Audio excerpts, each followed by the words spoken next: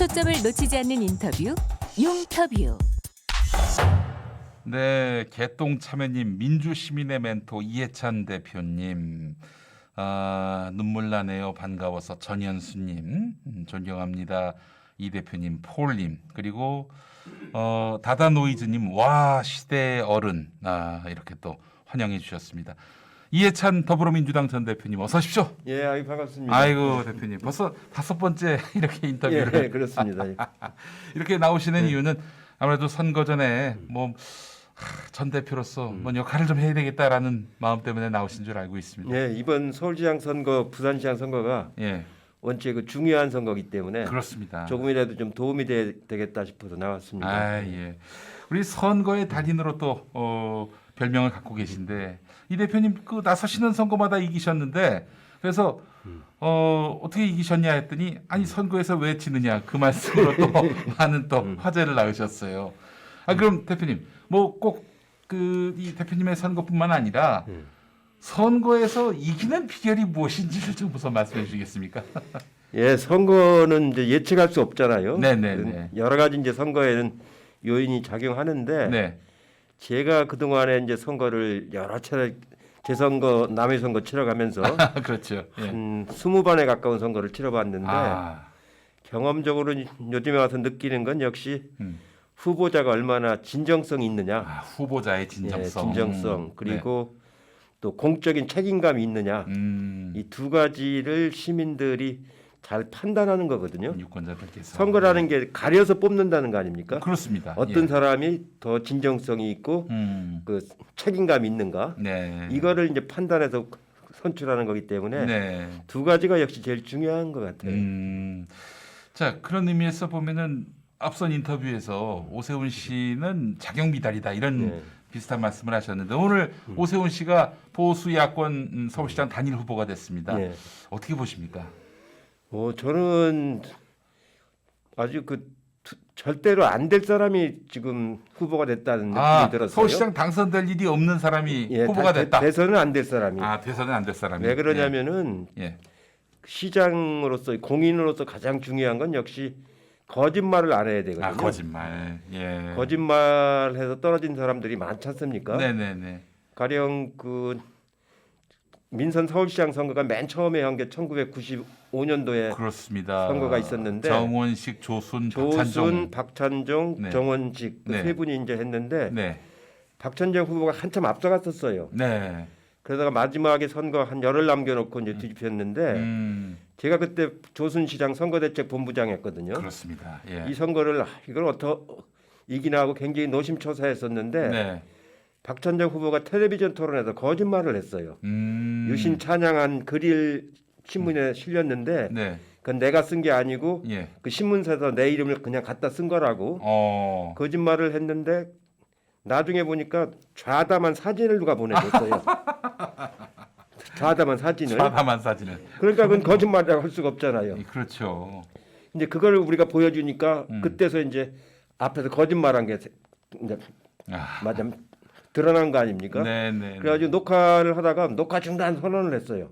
어이구. 그래서 방송 사고가 났습니다. 방송 중에 그랬습니까? 예, 방송 중에. 아이고 이런. 그러니까 사고가 나니까 막 그 뉴스가 돼 버렸어요. 네.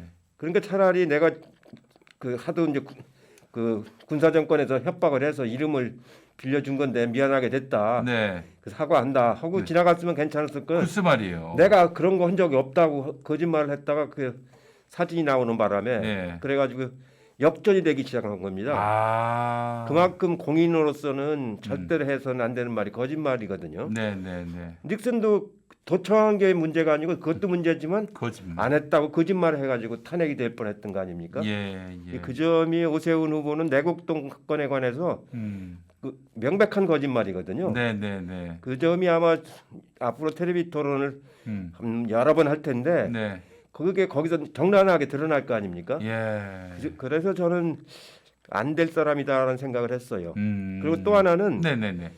제가 이제 95년도에 서울시에 갔더니 저기 수서 사건이 났어요. 네네. 그 수서 거기가 그린벨트인데 예. 거기를 한보의 정태수. 정태수 예. 그 사람이 뇌물을 잔뜩 매겨가지고 예. 그 40만 평을 풀었다가 그래서 큰 사고가 났습니다. 그렇죠. 그 당시 예. 고건시장이 이제 임명직 시장이었는데 예. 그걸 풀으라고 하는 걸 거부를 했어요. 아, 공원시장이 여러 달 동안 예. 거부를 하니까 노태우 대통령 때인데 그 시장을 교체를 했습니다.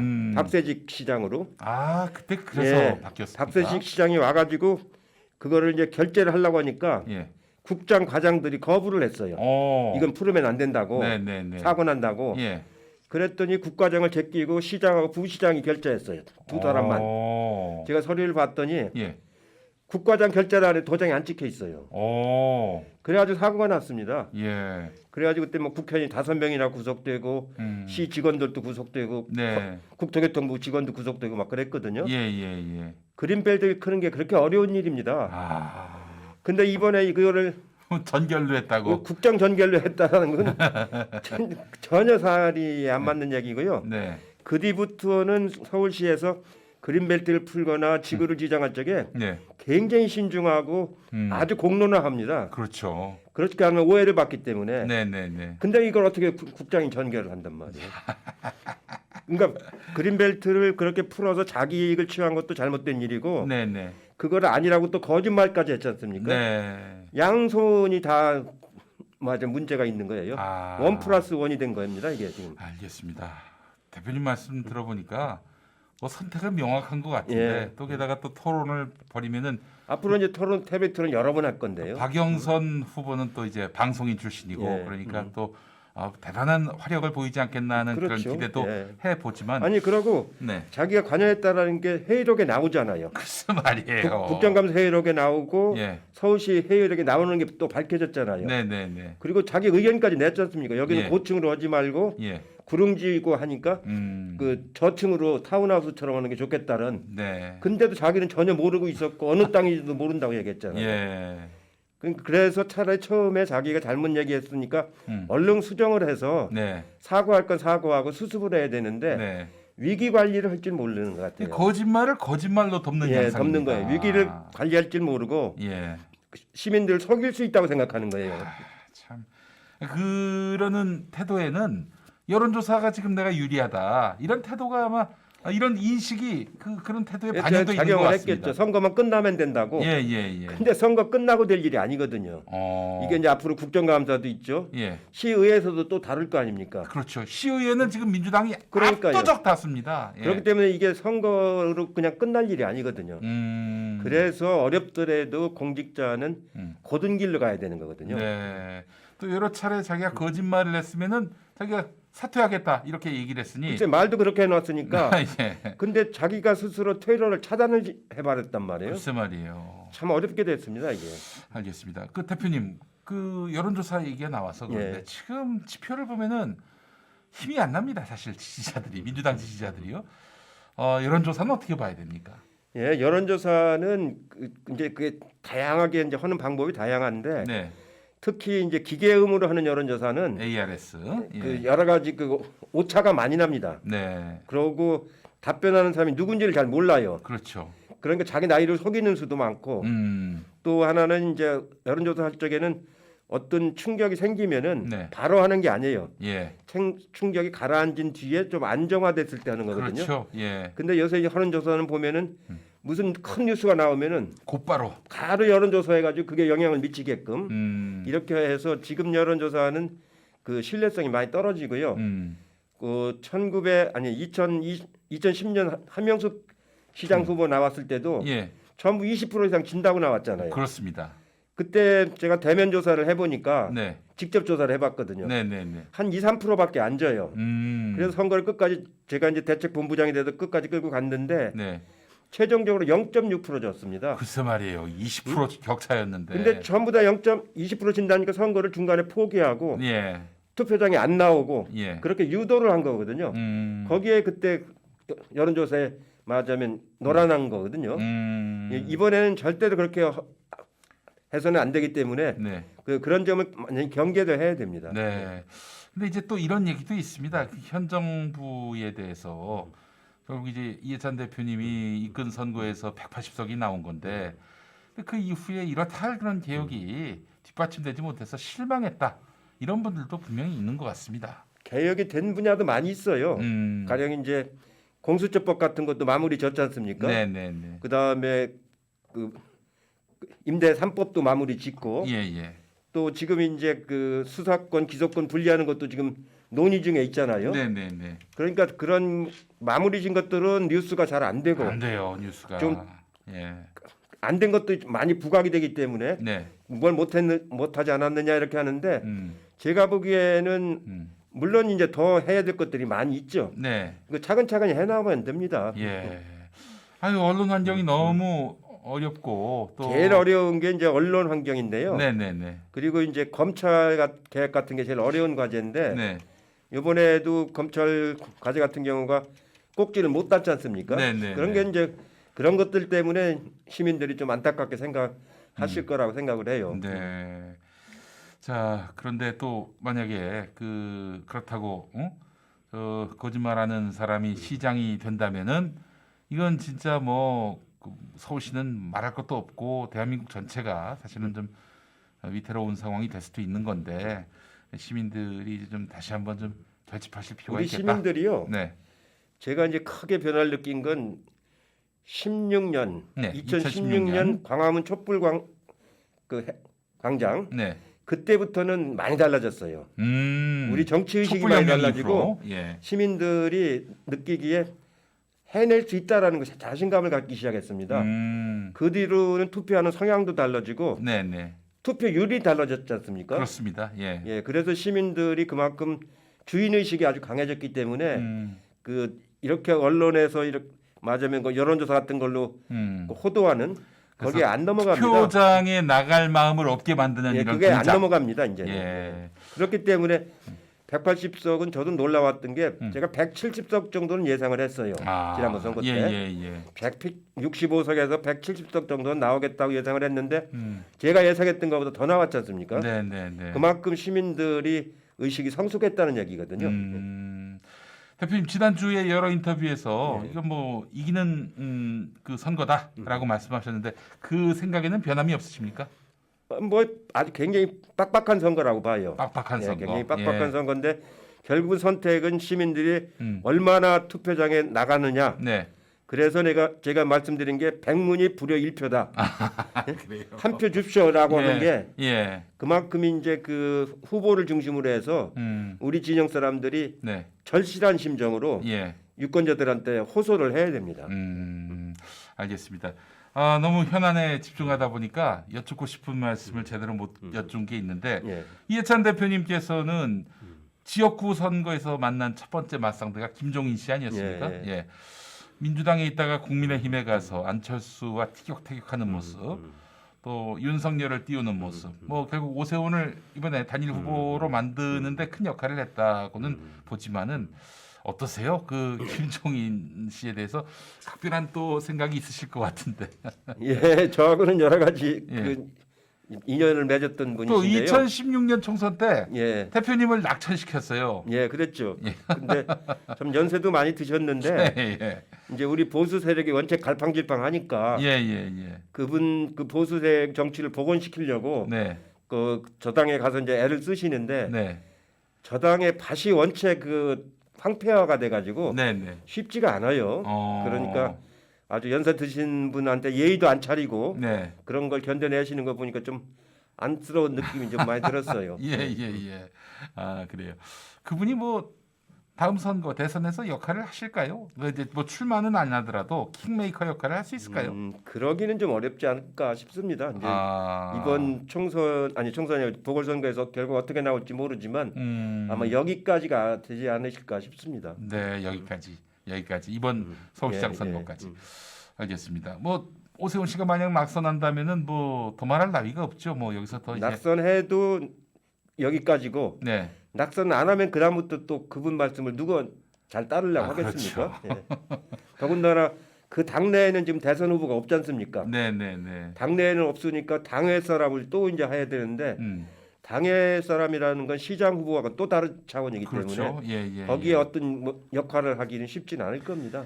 뭐 기왕 얘기 나온 김에 지금 윤석열 씨가 또 예. 뭐 굉장히 높은 지지율이 나오고 있는데 윤석열 씨의 미래는 어떻게 예측하시는지. 글쎄요, 저는 이제 정치하면서 이렇게 봤는데 네. 이 정치하고 법 수사하고는 달라요. 그럼요. 예. 이 정치는 그 사회를 이렇게 이끌어가는 통합하는 힘을 가져가는 거고 수사는 그게 아니지 않습니까? 네. 수사하는 태도로 정치하면 그건 큰일 납니다. 그렇죠. 더군다나 우리나라 검찰 수사라는 게 예.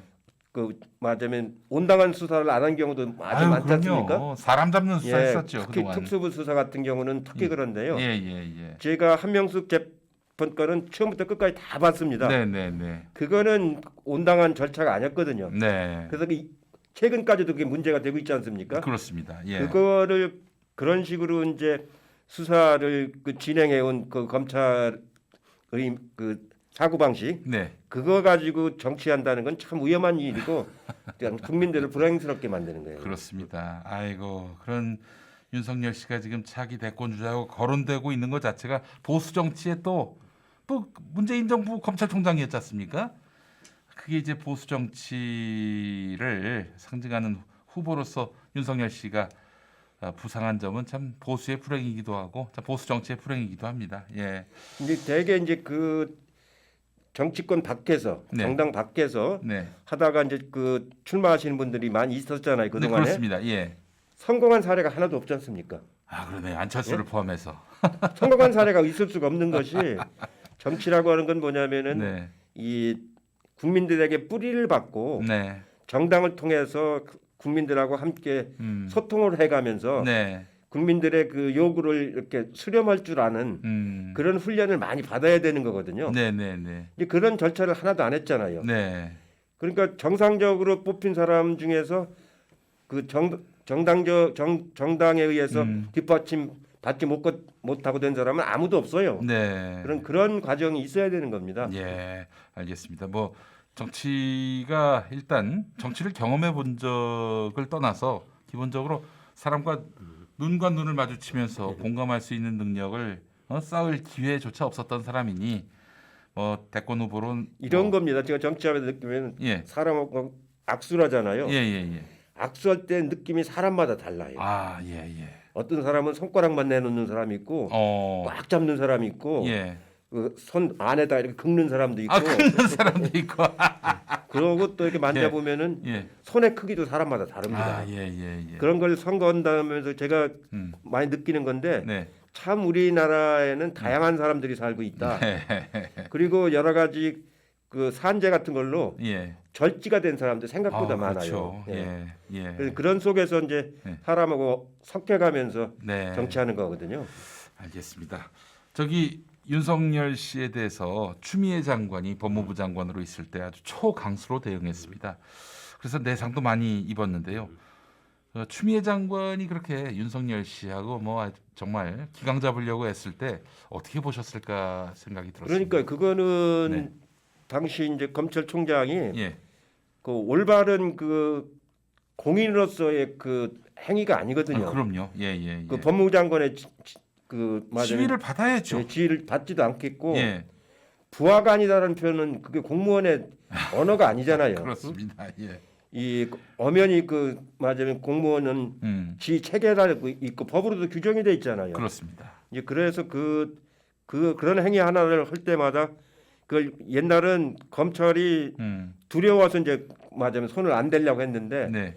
추미애 장관이 꿋꿋하게 이제 지시할 건 지시하고 예. 이렇게 하는 걸 보면서 참 대장부다 여장부다 네. 이런 생각을 많이 했는데 본인은 그 과정에서 참 많이 힘들어했죠. 예. 그리고 지금도 이제 그 여진이 아직도 많이 남아 있는 것 같은데 그렇습니다. 예. 그 바람에 검찰의 민낯은 또 잘 드러냈습니다. 그렇습니다. 그래서 예. 이게 검찰 개혁이라는 게 쉬운 게 아니겠구나. 네. 단단히 마음 먹고 해야 되겠구나. 제도적으로 기소권과 수사권을 정말로 분리해야 되겠구나. 이거를 잘 드러내는 역할을 하는 데는 본인의 그 희생을 통해서 많이 역할을 한 겁니다. 네. 대권 주자로서는 어떻게 보십니까? 본인도 여러 가지 생각을 좀 할 겁니다. 네. 이 여러 가지 상황에서 또 대선이라는 게 꼭 당선만을 목적으로 하는 건 아니에요. 그럼요. 그렇진 않죠. 자기의 예. 소신을 가서 이렇게 펼치는 장도 되고 하는 네. 거고 네. 어떻게 보면 대선에 관심을 이제 가져야 또 정치 연조가 됐지 않습니까? 그렇습니다. 예. 예, 그래도 저는 그 나와서 그동안에 자기가 했던 정치적인 경험 네. 이걸 가지고 한번 도전하는 것도 전 좋다고 봐요. 알겠습니다. 아니 이렇게 시원하게 추미애 장관이 수고 많았다라고 말씀해 주시는 분을 참 찾기가 쉽지 않았는데 아닌데 많은데 그런 맞습니까? 사람들이. 예. 대표님께서 이렇게 시원하게 말씀해 주셔가지고 예. 그 사실 지금 이번 서울시장 선거는 박원순 시장의 비극으로부터 출발이 됐습니다. 박 시장에 대한 그런 마음은 어떠셨을까도 생각이 좀 예, 들었습니다만은. 그 박 시장님은 저하고 아주 친한 친구여가지고 네. 그 얘기를 들었을 때 굉장히 제가 충격을 받았어요. 네. 이런 일이 어떻게 있을 수 있나. 네. 근데 구체적인 내용은 제가 아무것도 몰라요. 네. 네. 작년 7일 때까지. 네. 네. 네. 그러니까 충격을 받았는데 네. 그러나 이제 시민들에게는 참 죄송한 일이죠. 네. 그래가지고 재선거를 어쨌든 치르게 됐으니까. 예. 예. 알겠습니다. 아이고, 제 대권 얘기 나온 김에 또 여쭤보겠습니다. 예. 다음 대통령감 여당의 대선 후보는 어떤 자질과 철학을 갖춰야 한다고 보십니까? 뭐 여야를 떠나서 네. 제가 이제 존경하는 독일의 사학자 막스 베버가 네. 직업으로서의 정치라는 그래서 하신 말씀이 네. 그 정치인에서 가장 중요한 덕목은 열정이 있어야 된다. 열정이 있어야 한다. 책임감이 있어야 된다. 네. 그리고 균형감이 있어야 된다. 균형감. 예. 네. 학자는 책임감과 열정과 예. 객관성이 있어야 되는데 네. 정치인은 균형감이 있어야 된다 그랬어요. 여러 다양한 국민들을 하나로 통합해서 그렇습니다. 국가를 운영하는 거기 때문에 네. 균형감이 아주 중요하다고 그랬는데 예. 그건 뭐 그때나 지금이나 아주 진리 같은 말씀입니다. 네. 그러니까 항상 어느 누가 대통령이 되고 집권을 해도 그런 균형감 있게 국가를 운영하는 그런 그 철학과 자세 이게 가장 중요한 일이죠. 지금 그런 사람이 있습니까? 뭐 그게 완벽한 사람이 있겠습니까? 그러는데 그걸 막 계속 추구해가고 예. 노력하고 또 이제 그걸 혼자 못하면은 옆에서 자꾸 보완해주고 네. 이제 그런 게 필요한 거죠. 예. 누구라고 여쭙진 않겠습니다만은 대표님 마음에 이 사람이 대통령이 됐으면 좋겠다 하시는 마음을 가지신 후보가 있습니까? 저는 누구라고 선택하는 건 아니고요. 예. 이제 저는 이제 그 현역에서 이제 은퇴를 했는데 그러나 이제 우리 만약 개혁적인 정치 세력이 네. 나라를 잘 끌어가서 정책을 뿌리내리게 하려면은 네. 우리 당이 그 국가 비전을 잘 제시해서 네. 어느 후보가 되더라도 그 비전을 실현할 수 있는 뒷받침을 해줘야 된다고 생각을 해요. 네. 그래서 저는 이제 지금부터는 앞으로 이제 될 대통령이 네. 가령 우리 당 후보가 전 된다고 이제 보는데 그런 과반수 의석을 가지고 시작하잖아요. 그러고 문재인 대통령하고 달리 인수위를 사전에 구성해서 그러네요. 체계적으로 네. 이거 정부를 인수를 받아서 시작하거든요. 네네네. 그러니까 문재인 대통령이 인수할 때보다 훨씬 더 안정되게 인수하고 운영할 수가 있거든요. 예. 그래서 이런 기회에 그 체계적인 국가 운영 비전을 잘 만들어서 뒷받침해 드리는 게 중요하다고 생각을 해요. 네. 그렇게 해서 그 김대중 대통령도 집권할 때 갑자기 IMF 위기 속에서 그렇죠, 집권했기 말이에요. 때문에 제대로 그 맞은 비전을 펼치지 못했고 예. 노무현 대통령도 막판 단일화도 뒤집었기 때문에 그렇죠. 그리고 그때는 의석이 아주 소수였습니다. 첫 해에. 네네. 그래서 아무것도 할 수가 없었거든요. 예. 그리고 문재인 대통령은 인수위도 못하고 시작을 했고 글쎄 말이에요. 의석도 과반도 안 됐고 예. 근데 이번에는 180석 의석에다가 네. 충분한 준비 기간을 가지고 하기 때문에 네. 정말로 좋은 정부를 만들어낼 수 있는 아주 절호의 시기이기 때문에 그걸 뒷받침해주는 일을 잘 하는 게 굉장히 중요하다고 생각을 하고 있어요. 아까 잠깐 지나가시듯 말씀하신 게 다음 대선은 당연히 민주당이 된다. 예, 전 될 거라고 보고 있고 예. 또 돼야 된다고 봐요. 아니 뭐 돼야 된다는 거야 뭐 다 공감하시는 바일 텐데 된다 확신하시는 뭐 근거가 있으십니까? 예, 우선 저쪽에 예. 지금 저 당에는 자체 후보가 없어요. 자체 후보가 네, 없다. 자체 후보가 없지 않습니까? 예. 그 10%도 넘어가는 사람이 하나도 없지 않습니까? 네. 그리고 밖에 있는 후보는 당이 없잖아요. 당이 없네요. 예. 그러니까 그게 결합이 될 수가 없습니다. 아니 윤석열 씨가 나중에 입당하면 되는 거 아닌가라고 말씀하실 분도 있을 것 같습니다. 제가 보기에는 안철수 그 요번에 경쟁한 분도 네. 안 들어간다 그러는데 네. 대선 후보가 거기 들어가 가지고 자기를 가두려고 하겠습니까? 지금 요번에 그 아까 김종인 비상대책위원장이 애쓰는데 멍때 풍토가 안 좋다고 제가 말씀드렸잖아요. 네네. 저 당의 풍토가 굉장히 나빠요 지금. 그래서 들어가 가지고 좋은 자리가 되는 게 아니고 네. 가두는 자리가 될 겁니다. 아. 그럼 뻔한 거 아닙니까? 예. 최근 선거에서 다 지기만 한 사람들 아닙니까? 네네네. 그렇죠. 그만큼 시효가 끝나가는 당이거든요. 맞으면 쉽게 말해서 그 좋은 싹이 나오기가 어려운 풍토가 돼버렸지 않습니까? 맞아요. 예. 확실한 그 친이 친박 청산을 하지 못했기 때문에 예, 과거에 잘못된 거를 청산을 못했어요. 보수 정치 시대의 그런 그릇된 유물들을 제대로 청산하지 못하고 또 사람도 청산 못하고 의식도 청산을 못하고. 네. 그러면 내년에 만약 대선에서 보수 야권이 또 진다면은 아무래도 그들도 이제 생존을 위해서는 변화를 하지 않을 수 없겠다 이런 생각이 들 텐데 앞으로 우리 정치는 어떤 구도가 만들어질까요? 제 생각은 새로운 합리적인 보수 정당이 네. 새로 싹을 내야 됩니다. 우리 당도 계속 혁신을 해왔거든요. 그렇죠. 예. 제가 당대표 맡으면서도 공천 같은 경우도 이번에 굉장히 체계적으로 객관적으로 했잖아요. 네네네. 그런 것처럼 그런 과정을 통해서 자꾸 혁신을 해야 되는 겁니다. 네. 근데 저 당은 그렇게 못 해왔기 때문에 예. 이번 대선에서 지고 나면은 총선을 앞두고 네. 저 당이 이제 자기 혁신을 못하면은 네. 그 다음 총선에 또 집니다.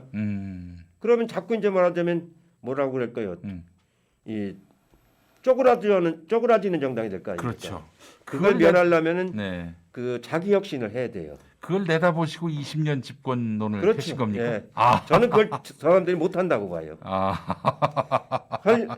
할 만한 그 자정 능력이 없어요. 자정 능력이 없고. 결국에는 이제 보수 야권은 혁신하지 않으면은 20년 내내 야당한다라는 그런 메시지를 던지신 그런 거기도 했어요. 경우가 많이 있어요. 유럽에도 그런 예. 경우가 많이 있고 예. 일본 같은 경우도 자기 혁신을 못하니까 야당이 그냥 사라지다시피 했지 않습니까? 그렇죠. 예. 혁신을 못하면 그렇게 되는 거거든요. 알겠습니다. 일각에서 내각제 주장하는 분들도 있던데 여당에서도요. 그거는 어떻게 대표님 동의하세요? 그걸 주장하는 견해는 뭐 옛날부터 많이 있는데요. 네. 그렇게 하려면 이제 서로 당이 안정이 돼 가지고 그렇지. 차분히 논의할 수 있는 그런 맞으면 그 정치가 돼야 되는데 네. 우리 정치가 지금 아직 그렇게 되진 못하고 있잖아요. 네. 특히 우리는 분단된 국가이기 때문에 네.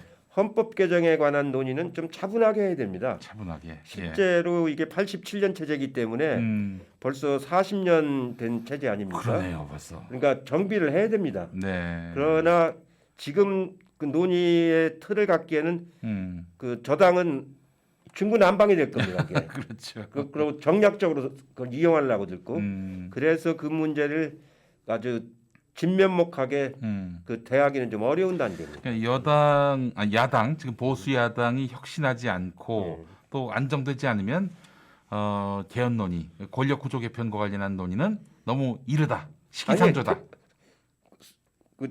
원만하게 진행이 안 된다니까요. 진행이 안 된다. 예, 대화 파트너 자체가 그러면요. 안정되지 않기 때문에. 그리고 저 당의 지도부가 리더십이 없잖아요. 네. 그러니까 논의하다가 그게 어디로 갈지도 몰라요. 지도부가 맞습니다. 안정돼 있어야 그 논의를 차분하게 할 수가 있지. 예, 알겠습니다. 자, 대표님, 그 더불어민주당 안정된 당이 됐어요, 사실은. 근데 당 게시판 가면은 대표성 없는 주장을 펴는 사람들로 장악이 된 듯한 느낌을 받습니다. 대표님도 터무니없는 중상모략을 당하셨고요. 예. 그런데 그 사람들은 2,000명 정도에 불과하다 이렇게 또 일침을 놓으셨는데 그 숫자가 얼마 안 되고요. 네. 이제 농급할 가치가 별로 없습니다. 아 그래요? 근데 게시판은 다 그 모양 예, 그러니까 꼴이라서. 거기서 이제 맞대꿔 주면 자꾸 시끄럽기만 하고 네. 그 대개들 외면하고 말죠. 아, 그냥 그건 이제 지지도에 한다고 그러잖아요. 그냥 내버려두는 게 낫다. 예, 예. 아, 대단하세요, 대표님. 뭐 참 신경 쓰일 만도 안 돼. 아니 그게 이제 왜냐면 이런 뭐라 할까요? 악플을 이렇게 하는 건데 네.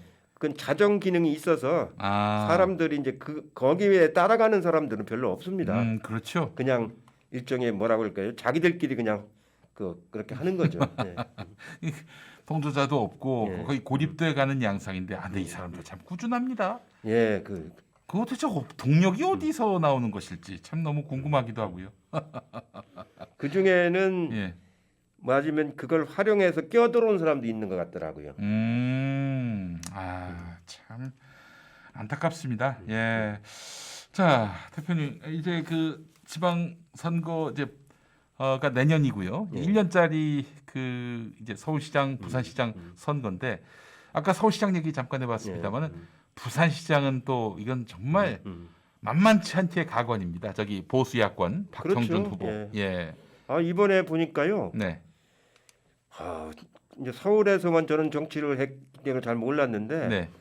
부산에 그런 뭐 큰 고층 빌딩을 지으면서 생긴 네. 여러 가지 허가 과정이라든가 그렇죠. 그 분양 과정이라든가 네. 이걸 보니까 서울에서의 비리는 진짜 저리 가래요. 오히려 서울은 예. 주목한 눈이 많잖아요. 네, 네, 네. 그렇죠. 언론도 많고. 예. 또 뭐 조금만 잘못하면은 뭐 바로 그 예, 정권 교체가 이루어지니까. 아니 그게 예. 막 국가적인 문제로 되잖아요. 예, 예, 예. 근데 부산에서 이번에 이루어진 거 보니까 예. 서울에서 어떻게 그런 걸 상상이나 할 수 있습니까? 그럼요. 아니 전체적인 과정을 보니까 네. 저는 깜짝 놀랐어요. 그만큼 그 지켜보는 눈이 적다는 얘기예요. 네. 지켜보는 눈이 적고, 또 민주당이 이제 사실 뭐 한 3년 이제 집권한 셈이 됐는데, 부산 정부에서 예. 이번에 또 다시 또 부산을 혼탁하게 만들었던 그 세력들이 집권하게 된다면은 참 너무 안타까운 그래서 일이고요. 이제 정말. 지난번에 우리가 오랜만에 부산시장을 내본 거거든요. 네, 그렇죠. 근데 이제 안타깝게 저렇게 돼서 저희도 참 죄송하기 짝이 없는데 네. 그렇다고 해서 예. 부산시 행정을 예. 저 사람들에 넘겨줄 수는 없는 거거든요. 우리가 다시 해서 네. 이제 바로 잡아 나가야 되는 거죠. 음. 그래서 지금 우리 후보도 열심히 하고 있는데 네. 지금 그 선거가 우선 언론이 저렇게 심각한 문제를 예. 잘 안 다뤄준다고 특히 그래요. 지역 언론에서는요. 예. 거의 안 그냥 다뤄준다고 그래요. 공방으로 막 그냥 규정합니다. 그러니까요. 여야 공방으로. 그래서 이제 이런 맞으면 그 유튜브 같은 거라든가 네. 이런 방송을 통해서라도 이제 그걸 자꾸 알려야 되고 예. 그렇게 해야 되는데 저도 이제 그래도 유심히 이렇게 들여다보고 있고 네. 한번 제가 부산 좀 가보려고 그러는데요. 아, 예, 예, 예. 예, 지금 현재는 그렇게 쉽지는 않은 상황이라고 제가 얘기를 듣고 있어요. 좀 어려운 상황이고요. 서울도 분발을 해야 돼요. 서울도 사실 좀 만만치는 않은 것 같습니다. 예, 또 국민들의 또 불만 여론에 대해서도 우리 경청을 좀 하고 그렇게 해서 또 답을 찾아야 하는데, 사실 대표님께 꼭 여쭙고 싶었던 게 있는 게 뭐냐면요. 작년에 그 총선 앞두고 전국민 재난지원금 예. 그 대표님 없었으면은 그 관철이 안 됐을 거예요, 아마.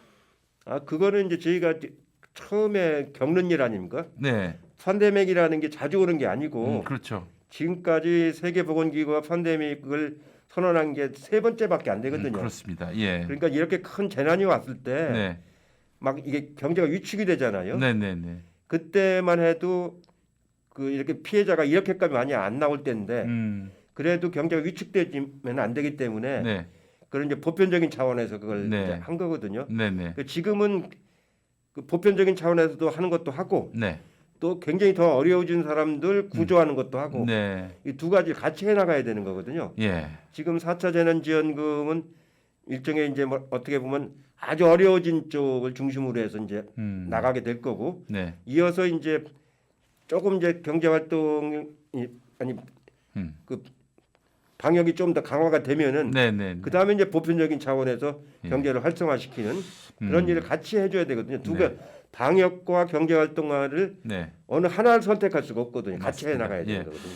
예, 사실 로드맵은 그렇게 가야 한다는 말씀이고 또 근데 문재인 대통령도 바로 그 부분에 근데 마침 예. 경기도에서 이번에 10만 원씩 집행을 했어요. 지금 하고 있어요. 예. 또 박영선 후보도 10만 서울시장에 원. 한다는 거 아닙니까? 네네네. 그런 지역 정부 차원에서 우선 시작을 하는 것도 전 좋다고 봐요. 그런데 이제 사실 제가 궁금한 부분은 뭐냐면은 당시에 홍남기 부총리 겸 기획재정부 장관은 난색, 뭐 난색이 굉장히 정중한 표현이고요. 반대를 했는데 또 저희가 알고 있기로는 대표님께서 막 그렇게 이 말을 안 들으니까 막 혼쭐을 내셨다는 걸로 알고 있거든요. 아니, 혼쭐 낸 건 아니고요.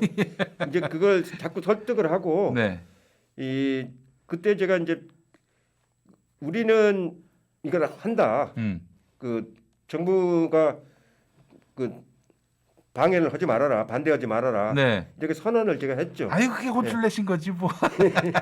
그런데 그걸 해가지고 예. 시민들이 굉장히 좋아했지 않습니까? 그리고 결정적으로 그게 총선에서 압승하게 된 어떤 동인이 됐다라는 평가도 많습니다. 이게 뭐 매표의 의미가 아니라 정부가 우리의 그 고충을 헤아려 준다. 여당이 그러니까 헤아려 준다. 이 차원에서 국민들의 그 아픔하고 네. 함께 가는 거예요. 그렇죠. 왜냐하면 가게는 자꾸 빚을 지는데 네. 정부만 빚을 안 지려고 하는 것보다는 네. 차라리 정부가 좀 빚을 떠안고 네. 그 시민들을 소비를 좀 이렇게 도와주는 게 네. 우리나라 그 재정은요 굉장히 건전합니다. 그럼요. 어느 나라보다도 건전하기 때문에 아니 그 IMF에서도 좀 팍팍 쓰라고 그렇게 아니, 얘기할 판인데 뭐. 지금까지 쓴 돈이 30조예요. 네. 앞으로 이제 4차에서 쓸 돈이 20조인데 네. 그럼 다 합치면 50조 아닙니까? 네. 미국은 지금 요번에 1억 9천만 불, 아니 네. 1조 9천억 불, 예. 지난번에 9천억 불 합쳐서 전부 하면 아마 미국은 4천조쯤 될 겁니다. 네. 중국도 한 4천조쯤 돼요. 예. 우리보다 10배 가까이를 쓰고 있지 않습니까? 네. 인구는 한 6배, 5배 정도인데 우리보다 10배를 쓰고 있지 않습니까? 네. 그러니까 그만큼 우리 국민들이 스스로 방역을 잘하기 때문에 네. 예산이 적게 들어가고 있는 겁니다. 네. 우리처럼 이렇게 방역을 잘하고 질서를 잘 지키는 시민들이 어느 나라에도 없어요. 네. 마스크 다 쓰고 다니고 글쎄 말이에요. 거리두기 다 하고요. 예. 그러니까 아직 우리는 환자가 네. 다른 나라의 100분의 1밖에 안 됩니다. 맞습니다. 죽은 사람이. 예. 우리 지금 돌아가신 분 그분이 지금 몇 명이요? 한 하여튼 1,000명? 네. 1,000명 조금 전후할 겁니다. 네. 근데 미국은 지금 얼마냐면 55만 명이 사망했어요. 네. 비교가 안 되는 숫자거든요. 예. 전 세계적으로는 272만이고 미국은 거의 그 55만 명쯤 될 겁니다. 그렇습니다. 예. 미국이 54만 3천이고 우리나라 사망자는 1,704명. 1,700명. 그 정도밖에 안 되는 거거든요. 예. 이게 우리 국민들이 전 참 고맙기도 하고 놀랍기도 한데요. 촛불 집회 때 쓰레기 한 장 거리에 촛농 하나 없잖아요. 없었어요. 예? 촛농 하나. 뭐 오줌 쓰고 뭐 그런 것도 없잖아요. 그럼 당연하죠. 그렇게 질서 정연하게 하면서 이 방역에 관해서도 이렇게 맞으면 하는 건 이런 국민들이 어디 있습니까? 그렇습니다. 아니 뭐 아무도 안 보는 데인데 뒷골목 가도 다 마스크를 쓰고 있고 그 방역의 주체가 국민하고 의료진하고 정부인데요. 네. 국민들이 우선 철저하게 방역을 하고 예. 의료진들이 헌신적으로 노력을 하고 그렇습니다. 예. 정부도 그걸 뒷받침해주고 네. 이렇게 해서 이걸 이겨내고 있는 거 아닙니까? 네. 맞습니다. 아니 제가 어디 엘리베이터를 타다가 네. 쫓겨난 적이 있어요. 깜빡하고 이걸 안 했더니 예. 그 엘리베이터에 있는 예. 저도 한 10살도 안 된 어린애가 예. 저보고 내리라는 거예요. 야, 예. 저보고 내리라는 거, 타지 말라는 거예요. 탈라고 네. 했더니 이거 안 했다고. 정말 혼연일체가 되고 있어요. 대한민국이 정말 위대한 방역의 그런 역사를 만들고 있는데 선진국의 개념을 바꾸고 있는 거예요. 그렇습니다. 예. 국민들이 선진국이에요. 소득이 좀 높다고 선진국이 아니거든요. 예. 이런 국민들의 그 의식이 이보다 더 높은 데가 어디가 있습니까? 네, 맞습니다. 자부심을 가져도 돼요. 예. 이게 대표님 그렇게 말씀하신 부분과 관련해서 많은 분들이 또 얘기하기를 이해찬 대표처럼 이렇게 관료들이 반대했을 때 그거 정말 총대 메고 책임지고 밀고 나가는 것이 그게 온당하지 않겠는가 이런 얘기들을 또 많이 하거든요. 아니 그게 타당하고 네, 옳고 네, 그러면 하는 거예요. 네, 너무 그 좌고우면하고 예, 그럴수록 오히려 일이 더 꼬이는 겁니다. 글쎄 말입니다. 예, 아니 대표님 그 뭐 이게 특정 후보의 일이긴 하지만은 뭐 사면 논의는 어떻게 보셨어요? 이명박 박근혜에 대한 그 사면 그 사면 논의는 언제든지 그 나와요. 계기가 되면은 얘기는 언제든지 나온다. 예, 그쪽에서 주장해서 나오기도 하고 그 맞아 인도적인 차원에서 나오기도 하고 네, 그렇죠. 예, 예. 또 종교인들이 또 이렇게 얘기도 말씀을 많이 하시고 그렇죠. 저도 총리할 때나 당 대표 할 때 보면은 그 계기가 몇 번 있습니다. 뭐 3.1절, 네, 8.15, 예, 또 크리스마스, 예, 성탄절 예, 뭐 이런 계기 때마다 늘 나오는 거기 때문에 늘 검토는 하죠. 검토는 하는데 네, 과연 그게 이제 국민들의 공감을 얻을 수 있느냐, 그리고 웬만큼 이제 과오를 이제 뉘우치고 있느냐 이런 걸 판단해서 하는 거거든요. 네, 네, 네. 제일 중요한 게 국민들이 받아들일 수 있느냐는 거예요. 그런데 국민들은 지금 동의하지 않고 있다. 동의하지 않다고 이명박, 판단이 박근혜. 되기 때문에 예, 말을 못 하고 있는 거죠. 알겠습니다. 아이고 워낙 명쾌하시니까요, 우리 대표님께서. 대표님 그 한국 정치의 위대한 자산이신데, 아이 정말이에요.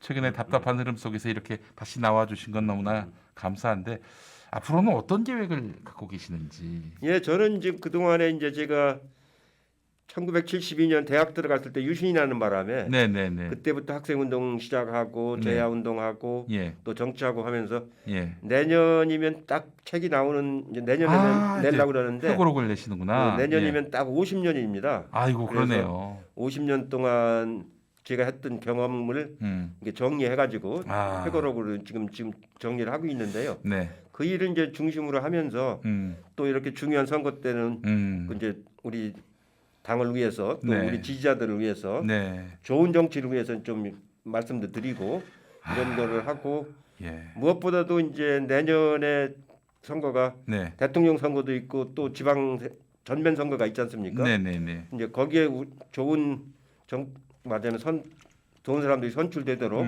지원하는 일을 좀 하려고 지금 준비를 하고 있습니다. 혹시 그 회고록에 예. 87년 6월 항쟁 얘기도 당연히 나오겠죠. 그건 당연히 나오죠. 예. 87년 6월 항쟁의 기획자였다. 용달차 타고 다니면서 이렇게 서울 도심 곳곳을 이제 말하자면은 87년 6월 항쟁은 제가 그때 민통연에 있을 때인데 네네네. 국민운동본부 만드는 것부터 네. 운동을 평화적으로 하는 것까지 네.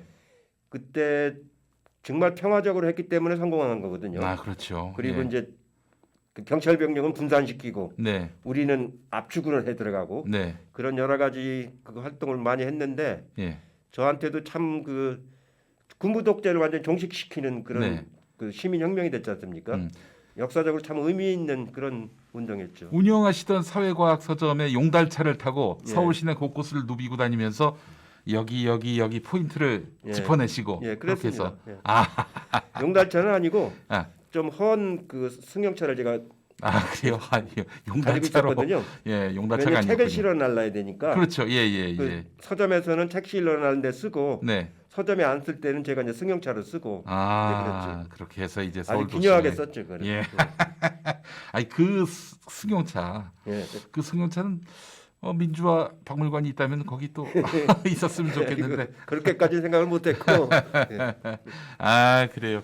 요랑쟁은 우리 이해찬 대표님이 있었기 때문에 또 많은 또 민주화 동지들이 또 거기에 뭐 함께 많은 국민들이 참여를 했고요. 네. 참 눈물겨운 모습들이 많았습니다. 그 중에 이제 뭐 다 얘기할 수는 없으니까 일부만 회고록에 좀 들어가는데 네.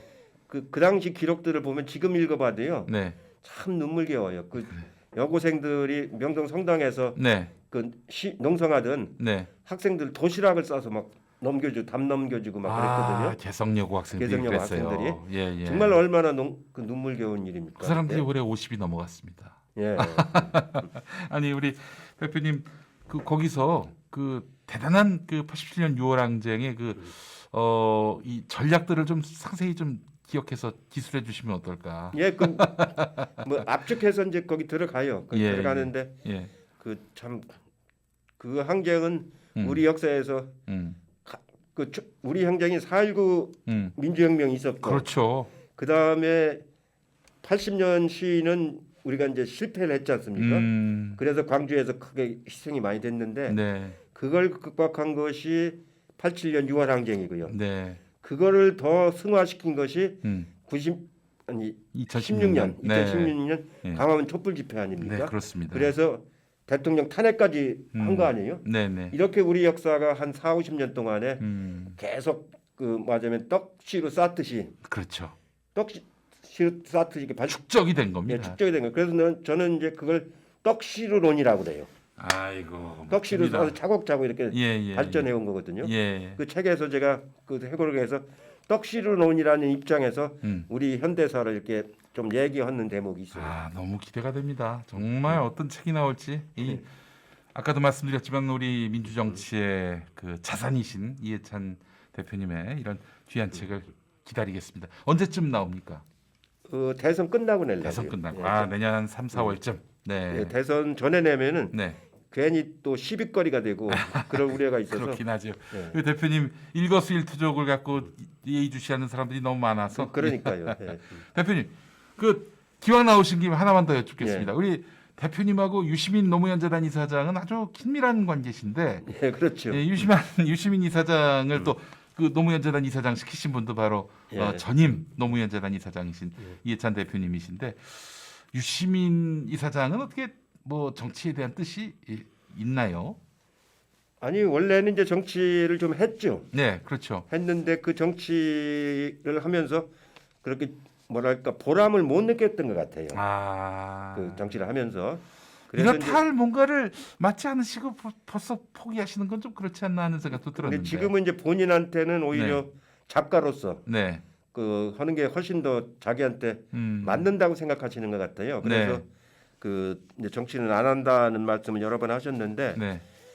모르겠습니다. 정치라는 거는 그 숙명 같은 게 있어요. 네. 그 자기가 하고 싶다고 하고 네. 하고 싫다고 안 하고 이런 그렇게 못하는 어떤 그 정치의 숙명이라는 게 있습니다. 역시 역사의 그 부르심 뭐 이런 거죠. 예. 그 대표님은 개인적으로 어떻게 유시민 이사장이 정치하기를 바라십니까? 아니면은 저야 바라죠. 바라시는구나. 왜냐하면 예. 중요할 때 예. 우리 역사에서 굉장히 중요한 변곡점에서 네. 많은 분들이 참여해서 함께 나가는 게 좋겠다고 지금 생각을 하죠. 그렇군요. 알겠습니다. 대표님 그 유시민 이사장한테는 뭐라고 부르세요? 시민아라고 하십니까? 이사장이라고 부르죠. 이사장이라고 하세요. 저하고는 엄청 오랜 인연이기 글쎄요, 때문에 보좌관과 국회의원 이런 사이에 제가 13대 국회 처음 국회가 됐을 때 네. 그때 이제 첫 번째 보좌관이었고요. 그 전에 1980년 네. 그렇죠. 예, 서울에 봄에 왔을 때 네. 그때 유시민 이사장은 그 대의원회 의장이었습니다. 네. 서울대학교 예. 대의원회 의장이었고 저는 복학생 협의회 회장했어요. 그러네요. 그 인연으로 만나진 거예요. 그때 예. 1980년에 그러니까 40년, 41년이 됐죠. 이제. 그러네요. 아유 그런 긴밀한 또 관계셨고요. 예. 시민아라고 하실 줄 알았는데 그게 아니었네요. 알겠습니다. 자, 하여튼 이번 4.7 선거 아주 중요한 선거이기 때문에 정말 큰 역할을 할 수밖에 없는 상황이고 해서 다시 또 나오셨습니다. 우리 이해찬 대표님 여기저기 또 유튜브 방송 나오셔서 인터뷰하셨는데 오늘 또 오세훈이 단일화가 된 날 또 나와주셨어요. 제가 한마디만 꼭 말씀드리고 싶은 거는 제가 지난번 당대표 나갔을 적에 늦게 나갔거든요. 그렇죠. 그래가지고 굉장히 힘들었어요. 그래가지고 이제 여기저기 다니면서 선거운동을 하는데 그때 제 구호가 한 표 줍쇼입니다. 한 표 줍쇼. 예. 그 전에 그 누굽니까 이경규하고 강호동이가 한 끼 줍쇼하는 프로그램을 했었잖아요. 예. 거기서 힌트를 얻어가지고 한 표 줍쇼 이제 그러고 선거운동을 했는데 이번에 정말로 그런 심정입니다. 그 백문이 불여 일경이 아니라 백문이 불여 일표입니다. 진짜 꼭 한 표가 이렇게 소중한 한 표가 될 겁니다. 네, 그래요. 정말 아무리 그래도 그 정말 터무니없는 세력들에게 단 1년이라도 맡긴다는 것이 그러니까 아까 말한 것처럼 그린벨트를 풀어먹고 거짓말을 하고 네. 이게 1+1 아닙니까? 그렇죠. 이렇게 해서는 안 된다는 얘기죠. 네. 우리 정치가 상식을 회복하고 그렇게 해서 또 비판하고 견제할 땐 견제하더라도 좀 감이 되는 사람들, 기본적으로 국민들에게 신의를 지킬 줄 아는 그런 사람. 신정성이 네. 굉장히 중요한 거예요. 네. 특히 공직사회에서는요. 네.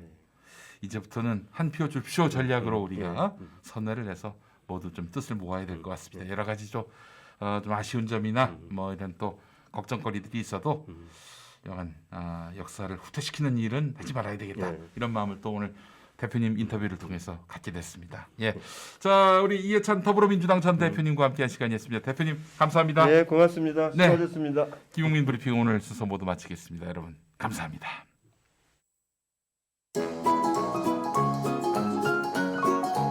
지금까지 김용민 브리핑과 함께하셨습니다. 김용민 TV는 저녁 8시 때, 월요일 국물 없는 기자회, 화요일 맘스 시사, 수요일 히히 히스토리, 목요일 꼼찰청장을 라이브로 방송합니다. 여러분의 많은 시청 바랍니다. 구독하기, 알람, 좋아요 잊지 않으셨죠?